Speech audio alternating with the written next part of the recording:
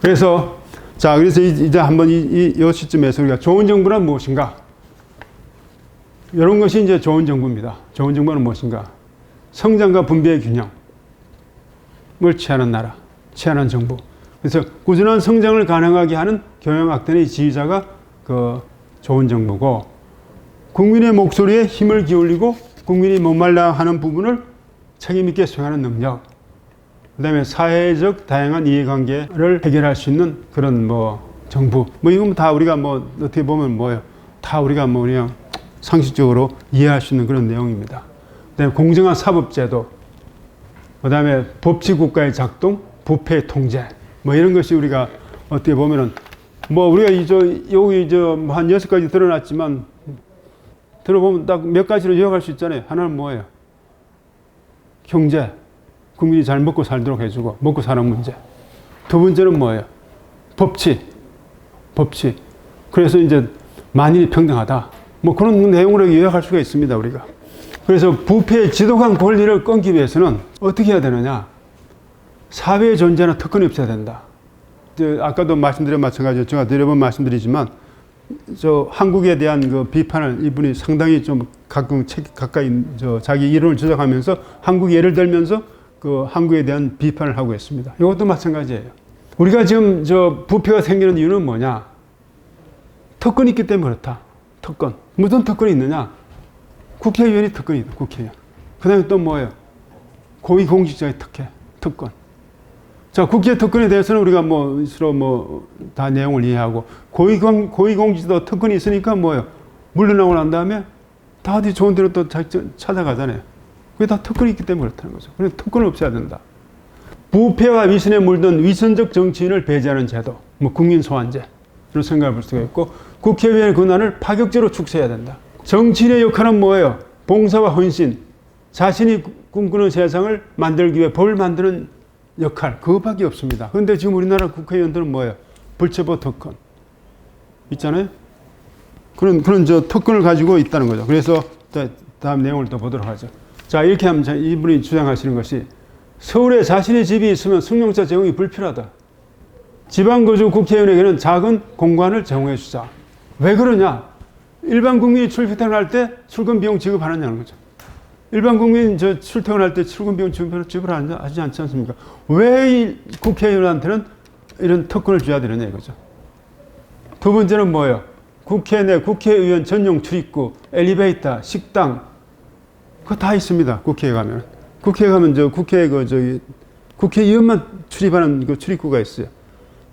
제가 옛날에 국회 사무처에 사무관을 있을 때 그거 한번 빠져나갔다 혼났어요. 지금. 국회의원만 출입하는 출입구가 따로 있습니다. 엘리베이터도 따로 있고요. 식당은 물론 따로 있는 것도 두말할 필요가 없고, 공항에 있어 의전도 있고. 왜 북유럽에서 일반 서민과 같이 줄을 서서 비행기에 탑승하는데 왜 우리나라 국회의원들은 특별 출입구가 따로 있느냐 이거죠. 그래서 이분이 그래서 이것이 특권이 없어야 된다. 특권, 그래야 부패가 없어지고, 부패가 없어져야 국민이 신뢰를 하고, 국민이 신뢰를 해야 좋은 정부가 되고, 좋은 정부가 돼야 좋은 국가가 된다는 거죠. 그 다음에 면책 특권, 불체포 특권. 왜 정치인에게 국민이 갖고 있는 권리 이상을 허용하느냐 이거죠. 똑같은 권리를 주라 이거죠. 왜 국회는? 그래서 국회의원들은 뭐예요? 아까 말한 대로 24시간 일하는 일용직이다. 왜 국회의원이 되었느냐? 자기가 꿈꾸는 이상적인 나라를 만들기 위해서는 법이 필요한데, 그 법을 만드는 그만한 그런 이상만 갖고 있으면 되지. 왜 거기에 대해서 불체포 특권, 또 뭐예요? 면책 특권을 주느냐 이거죠. 그래서 그것을 이분이 이제 주장을 많이 하고 있습니다. 그 다음에 이제 마지막으로 이제 국가의 부흥과 몰락을 촉진하는 것은 여러 가지 이분이 이제 이야기를 들고 있는데, 산업혁명, 경제성장, 신무기와 전술의 현대화, 인구 정신력이 있는데, 딱 한 가지 이분이 딱 얘기한 것은 인재가 모이는 나라가 좋은 국가다. 예를 들면 만일 아인슈타인이 독일에 남아있었다면 먼저 폭탄은 누가 먼저 만들어냈겠는가? 그래서 인재가 그 국가의 운명을 좌우한다. 이렇게 이제 말을 하고 있습니다. 그래서 그렇게 인재가 모이기 위해서는 어떻게 해야 돼요? 정치 질서가 있어야 되고, 개인의 재산이 보호돼야 되고, 개인의 자유와 삶의 질이 높아야 되고, 그다음에 질 높은 공공재, 쇼핑 문화 이런 것이 이제 있어야 외국인 좋은 인재가 몰려든다. 거기에 비하면 중국은 어때요? 좋은 인재가 모여들 수 있는 그런 여건이 안 된다는 거죠. 황사, 매연 이런 것으로 해서 인재가 오히려 유출된다. 그래서 인재가 모이는 곳에 미래가 있다. 이렇게 이제 말씀을 하시고 이제 이 책의 내용을 끝냈는데요. 좀 내용이 어떻게 보면 어때요? 조금 뭐가 이게 뭐 잡히는 것 같기도 한데 무슨 내용 지금 이분이 이야기하고 있나 조금 혼돈스러워요. 그래서 제가 한번 결론을 한번 맺어보겠습니다. 이 책이 뭘 주장하고 있느냐? 이겁니다. 결론이 이겁니다. 이 책의 결론은 이거예요. 문제는 신뢰다. 이것이 이 책의 결론입니다. 그래서 우리가 이런 말이 있잖아요. It's economy stupid. 이 바보야. 경제가 문제야.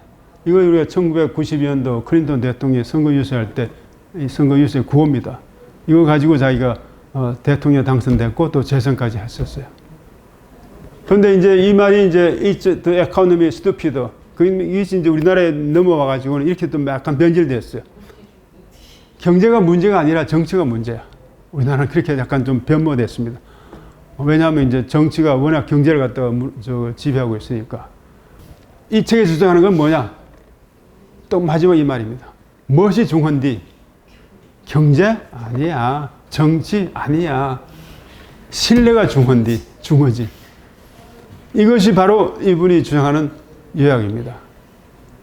신뢰가 문제다. 문제는 신뢰다. 문제는 신뢰다. 자, 그러면 신뢰를 확보하기 위해서는 어떻게 해야 되느냐? 그렇죠. 그 답이 있어야 될 거 아니에요. 신뢰가, 문제는 신뢰야. 라고 해서, 그럼 어떻게 하겠다는 거냐? 신뢰를 확보하기 위해서는 어떻게 해야 되느냐? 그것이 이 책에 주장하는 것이 이겁니다. 일단 그 신뢰는 뭐냐 하는 걸 제가 조금 말씀을 드리면, 신뢰는 뭐겠습니까? 신뢰. 신뢰는 이게 무신분립인데, 신뢰가 없으면 일어설 수가 없다. 신뢰가 없으면 살아갈 수가 없다. 그런 뜻인데, 신뢰라는 것을 우리가 딱 두 가지로 한번 생각해 봤는데, 신뢰, trust. trust란 말을 credibility, reliability라고 생각해 보세요. credibility는 뭘까요? credibility. 신뢰 그러면 신뢰, trust. 근데 좀 약간 막연하잖아요. 신뢰. 신뢰? trust? 그래, trust. 믿음의 credibility는 뭐예요? 말과 행동이 일치하는 겁니다. 그걸 credibility라고 불러요. 말과 행동이 일치하는 거. 그렇죠? 그게 credibility. reliability는 뭘까요? 예측 가능한. 예측 가능한도 변경해놨는데, 말과 행동이 일치하는 것이 이제 credibility고, 예측 가능성은 여러 번 자기가 반복했을 때, 말과 행동이 일치하는 그것이 여러 번 반복했는데도 여러 번 똑같이 그렇게 말과 행동이 일치하더라. 그래서 다음에도 말과 행동이 일치할 것이다. 라고 하는 것이 예측 가능성이에요. reliability. 그 두 개가 합해진 것이 trust입니다. 바로 이거 아니죠. 저렇게 서커스단에서 저렇게 할 때 저렇게 손을 잡아줄 것이다. 그 말과 행동이 일치하는 것이고, 여러 번 해봤는데, 그렇게 손을 잡아주더라. 그것이 트러스트입니다. 트러스트. 자, 그런데 이게 트러스트가 중요하다 하는 것이 이 책의 이제 주제인데, 어떻게 신뢰를 확보하나? 그것이 그 다음에 문제 아니겠습니까?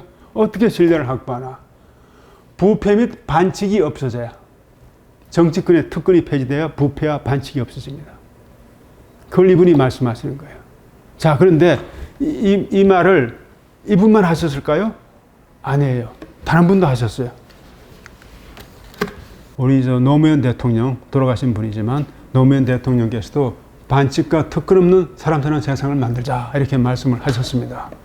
그래서 저도 참 이 좋은 말이라고 생각하는데, 좀 한편으로는 이 노무현 대통령께서 대통령 되신 후 한 6개월 정도 지난 후에 그 총무비서관께서 좀 불법으로 이렇게 출국하는 그런 사건이 있었습니다. 그래서 그렇게 우리가 불법으로 출국할 수 있는 그런 사건이 과연 특권과 반칙이 없는 세상이었을까 하는 그런 의문을 갖기는 합니다. 그래서 이것도 혹시 말로만 그렇게 한 게 아닌가 하는 그런 또 좀 의구심이 드는 그런 면도 있습니다. 여러분들 이거 보면 지금 어떻습니까? 이게 2014년도에 그 여론조사한 건데요. 국회 특권 내려놓기 신뢰하는가? 이거 우리 정치권 신뢰하지 않는다는 거죠. 그래서 정치권이 개선돼야 될 점이 뭐냐? 이권 개입, 고압적 자세, 계파 챙기기, 몸싸움, 뭐 그다음에 성추행 등 비리 연루 이런 것이 우리나라 정치권입니다. 이것이 개선되지 않고는 우리가 스웨덴을 입에 담지 말라 라고 하는 것이 이 저자가 주장하는 내용입니다. 저 주장이 아니에요.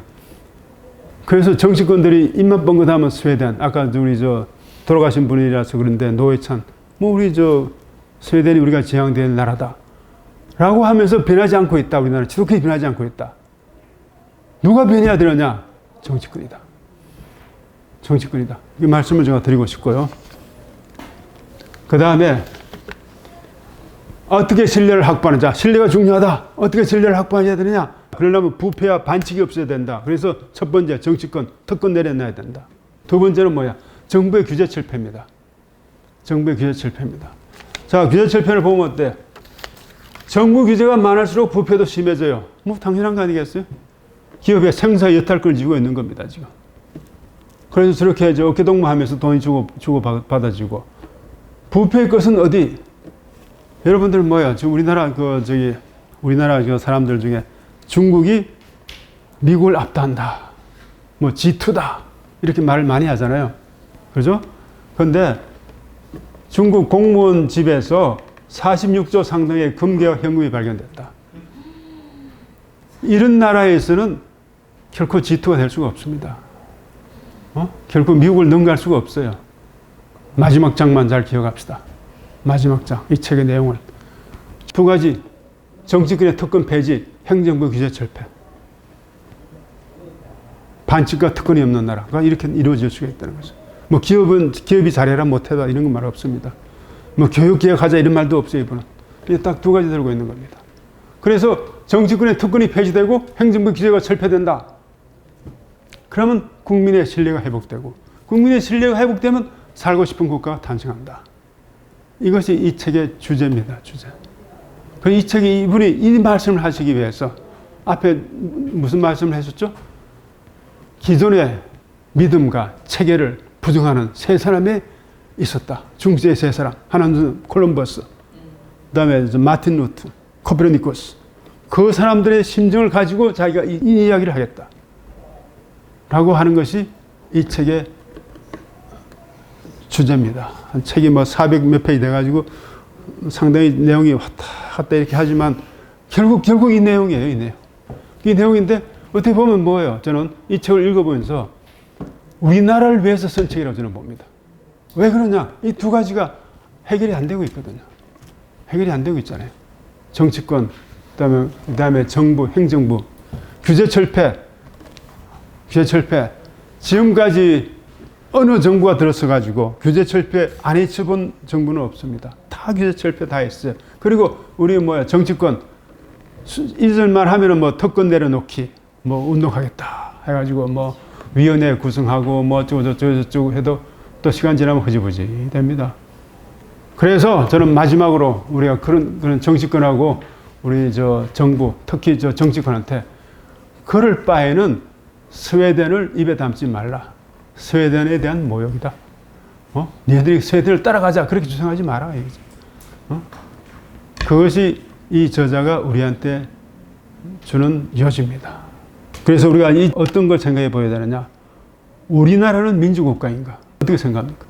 정치권에 특권이 있는 나라는 민주국가가 아닙니다. 스웨덴의 복지 모델은 우리의 이상향인가? 어떻게 보면 겉으로는 그런 것 같아요. 그렇지만 그 전제 조건이 없이는 이상향이 될 수가 없다. 라고 이제 생각할 수가 있고, 무엇이 국가의 부흥과 몰락을 촉진하나? 라는 분입에 대해서는 정부에 대한 신뢰다.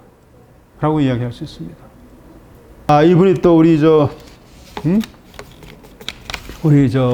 포럼몰의 컨퍼런스에 오신다니까, 우리나라를 어떻게 또 평가하시는지 우리가 한번 그때 가서 다시 한번 들어볼 기회를 가지도록 하겠습니다. 자, 수고하셨습니다.